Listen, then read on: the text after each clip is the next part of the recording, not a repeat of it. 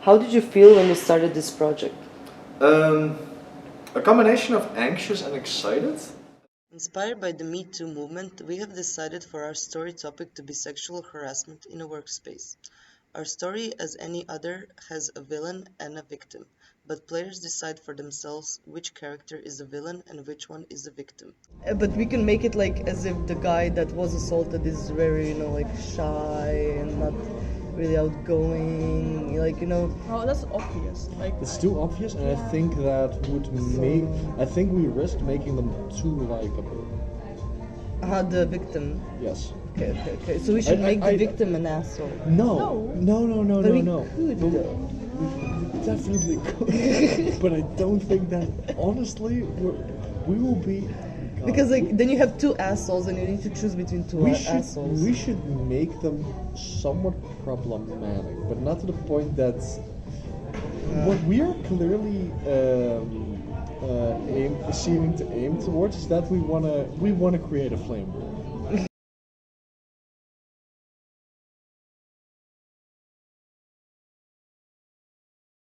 Well, hello, our user testers, anyways.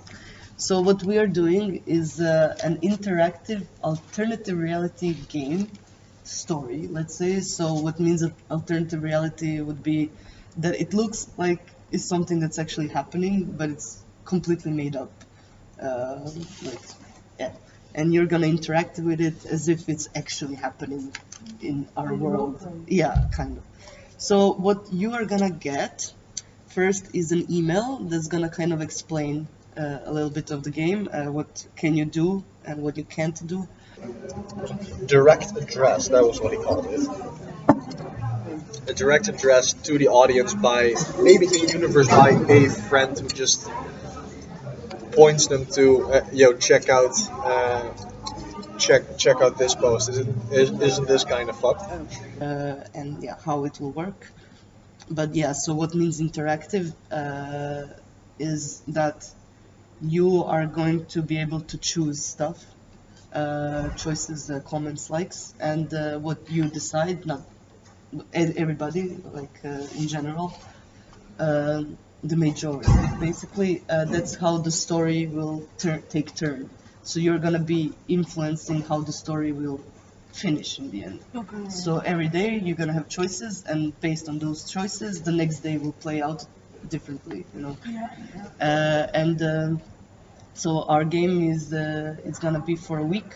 Every day there's new developments, new drama happening, like updates, what's happening now with the whole story, and it's all leading towards this one event that's gonna be at the end of the week. And on that event, the story is gonna end based upon how the users interacted with it. So overall, yeah, people said that the direct address wasn't the clearest, that they need more guidelines, because some of them have never used Reddit and they're not familiar with the social network. Anyways, I can add an explanation of how Reddit works. Yeah. That shouldn't be too much of a problem. yeah, I think we should definitely do that. It would help them a lot. In short, on a subreddit dedicated to a fictional CEO, Mona Michelson, at the beginning of the week, an anonymous user accuses the CEO of sexual harassment. Throughout the week, working up to a big fundraiser event by the CEO, he will post every day. The shape of this post and the eventual ending will be determined by how he and the other characters are treated online. Maybe they would urge him to go find other victims. Maybe they would urge him to go to the police. Maybe they would urge him to confront the CEO. The most prominent suggestion will be followed through with the next day.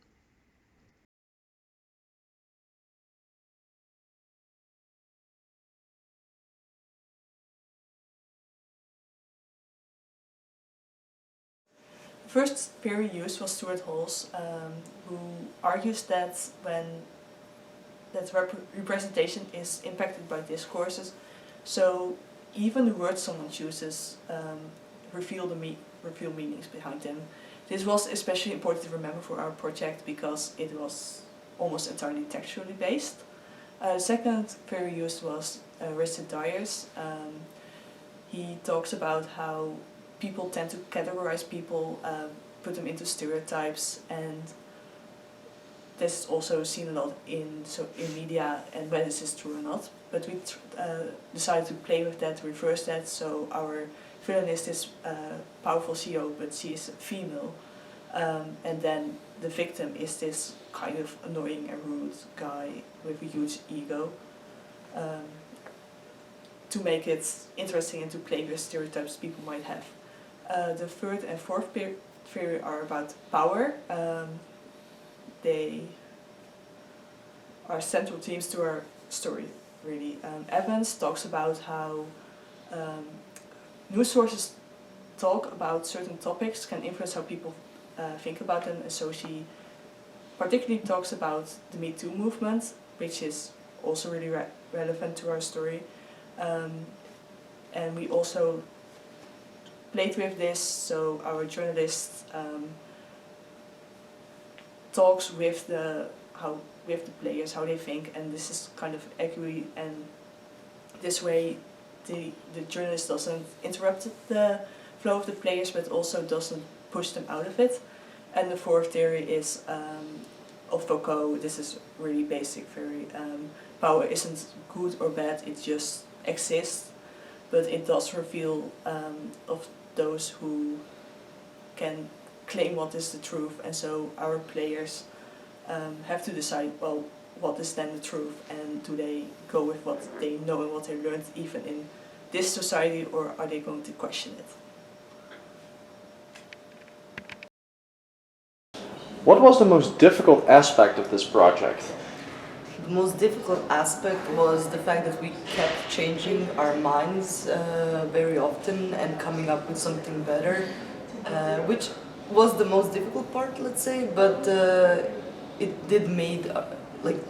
also made our project be much better with constant development.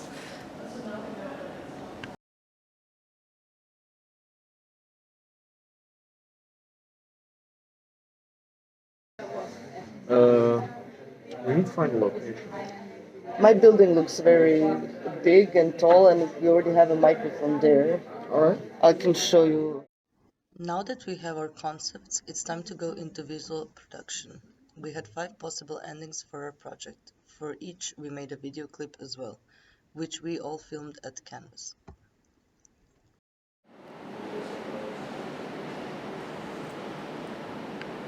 Hi. We are now in Canvas International Student Complex, where I live, and we use this building to shoot several videos for our project. This has been pretty much our primary filming location. Yes, the only one. Fair enough. Yeah, because it has a cinema room, a dining room, lots of common rooms that can be used. It's nicely decorated, and it's for free. Hi. This is another room that we used for recording some of our videos for the project. Well, this is a cinema room usually, but what we did was we turned off the lights, and we had curtains here that we draw, so we could use it as a red carpet area as well. And this part we also use, just the corner, for some of our interviews as well. So we used every bit of this building, as you can see.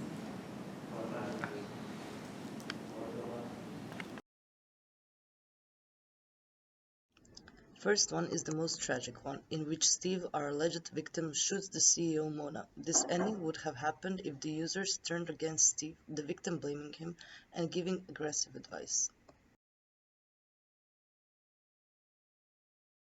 The second ending is Mona getting arrested by the police because the users had supportive advice for Steve and urged him to recruit the detective. I would like to take this opportunity to ask anyone who has been victim of these alleged crimes to call this number so we can take it through the proper channels. The third ending would be the one in which everything went according to Mona's wishes. The fundraiser was a success because Steve gets discredited due to previous drug usage.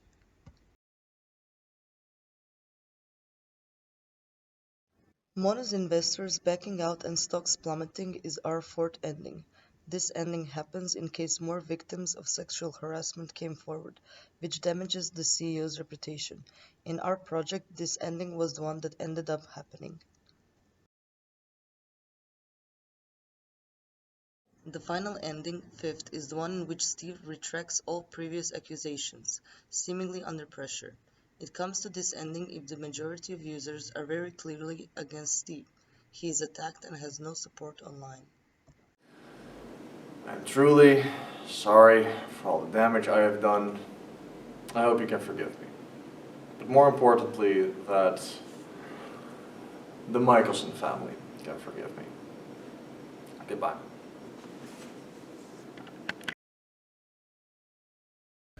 What was the most difficult aspect of this project?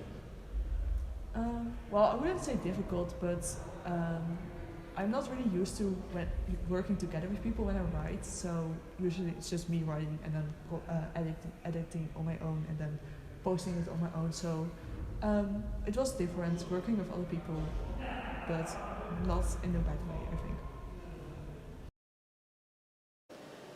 think. So we also did the second user test, and the thing we walked against, I don't think that's proper English, is that a lot of people ended up playing that we didn't know who they were, and so asking for the feedback was difficult, and we did send out a final questionnaire, but it did not reach everyone.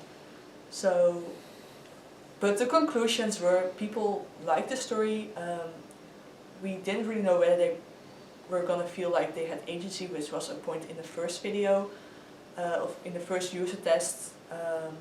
But we changed some things in the initial direct address, and it seemed to have worked.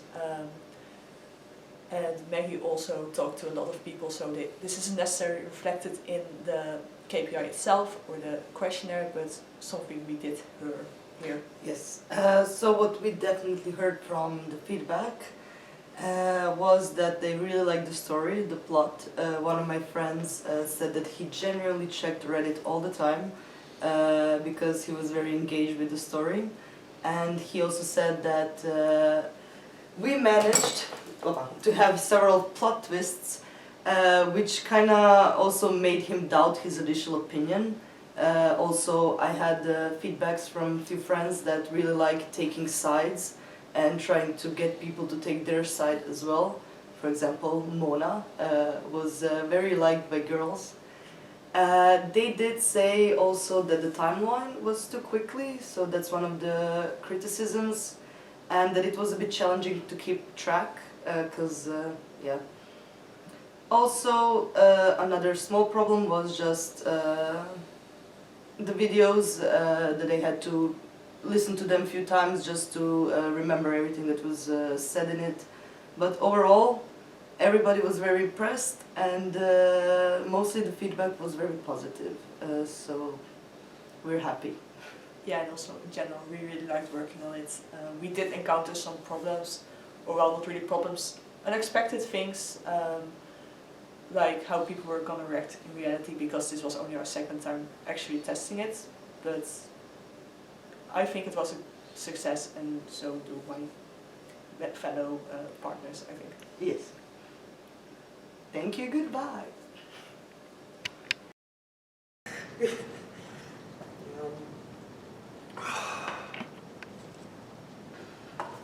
Yes, Life. indeed. Indeed. It's okay. Writing on